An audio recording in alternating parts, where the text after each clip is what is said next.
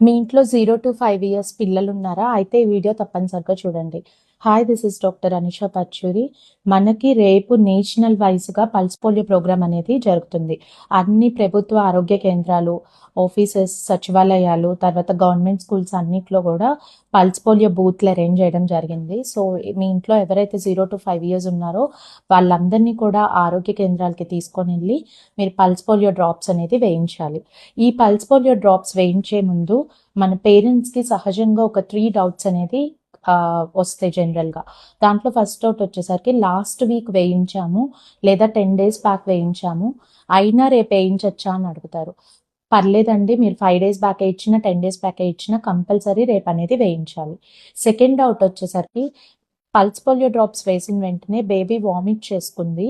So, మళ్ళీ మేము వేయించాలా అంటే 30 మినిట్స్ లోపల కనుక వామిట్ చేసుకుంటే వేసిన 30 మినిట్స్ లోపల ఖచ్చితంగా వేయించాలి. అదే 30 మినిట్స్ దాటితే అవసరం లేదు.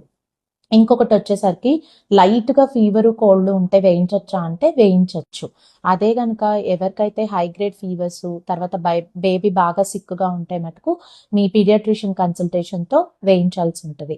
ఇది మనకి ఈ పల్స్ పోలియో ప్రోగ్రామ్ కూడా రేపు మార్నింగ్ 7:00 నుంచి ఈవినింగ్ 5:00 వరకు అన్ని ఆరోగ్య కేంద్రాల్లో జరుగుతది. అంతా కూడా ఫ్రీ ఆఫ్ కాస్ట్‌లో జరుగుతది. సో, మీరందరూ కూడా తప్పనిసరిగా వేయించాల్సిందిగా కోరుకుంటున్నాను. నిండు జీవితానికి 2 చుక్కలు. Thank you.